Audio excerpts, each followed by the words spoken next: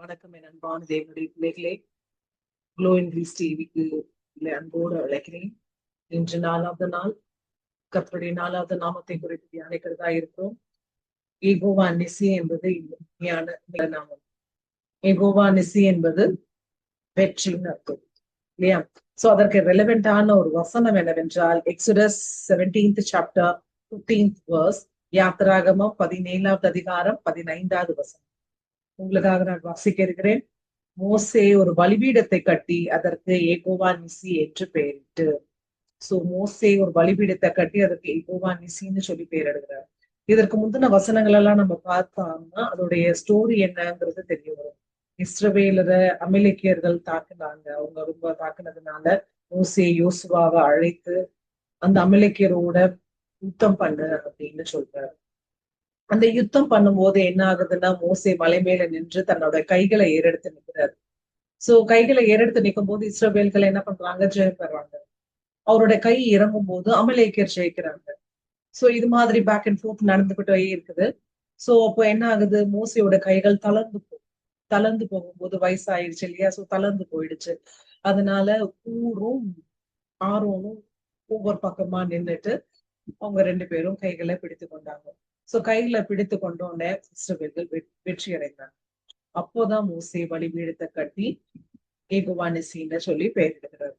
So இன்றைக்கும் கூட நமக்கு அநேக போராட்டங்களும் தோல்விகளும் இருக்கு. அன்றைக்கு இஸ்ரவேல் மக்களுக்கு யுத்தத்துல வெற்றி கொடுத்தார்.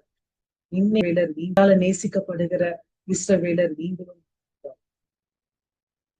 இஸ்ரவேலை ஆசீர்வதிப்பதே அவருக்கு பிரியமான காரியம் சொல்லி ஒரு இடத்துல வசனங்கள் சொல்லியிருக்குது. அதுதான் இன்னைக்கும் உங்களுக்கும் எனக்கும் செய்ய போகிறார். அநேக தோல்விகள்ல இருக்கலாம், அநேக போராட்டங்கள்ல இருக்கலாம்.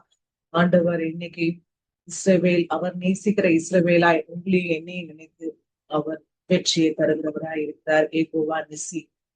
சோ அவருடைய நாமத்தை சொல்லி சொல்லி அந்த வெற்றியை நம்ம சுதந்திரத்துக் கொள்வோமா? கண்களை மூடி ஜெபம் செய்வோம்.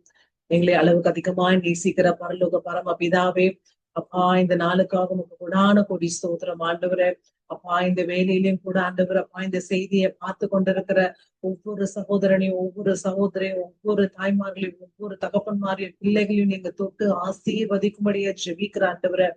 அப்பா இன்றும் கூட ஆண்டவரே மன கலக்கத்தோட, போராட்டங்களோட, அநேக தோல்விகளோட அமர்ந்த ஆண்டவர், அப்பா எனக்கு ஏதாவது ஜெயம் கிடைக்காதான்னு சொல்லி ஏங்கி பார்த்து கொண்டிருக்கிற ஒவ்வொருவரையும் நீங்க தொடுங்க ஆண்டவரே. அப்பா உங்க அன்பின் கரம் அவங்களை தொட்டு ஆசீர்வதித்து அவங்க போராட்டங்களுக்கு ஒரு முற்றுப்புள்ளியை தாருங்க. அவங்க தோல்விகளுக்கு எல்லாம் ஒரு ஜெயத்தை கட்டளையிடும்படியாய் யெகோவா நிசியவே அப்பா அவங்களுக்கு ஜெயத்தை தாருங்க. துதி கன மகிமை அனைத்தும் ஒருவருக்கே செலுத்துகிறோம். இயேசுவின் நாமத்தில் ஜெபிக்கிறோம் எங்கள் ஜீவன் நல்ல பிதாவே. ஆமென். God bless you all. See you tomorrow.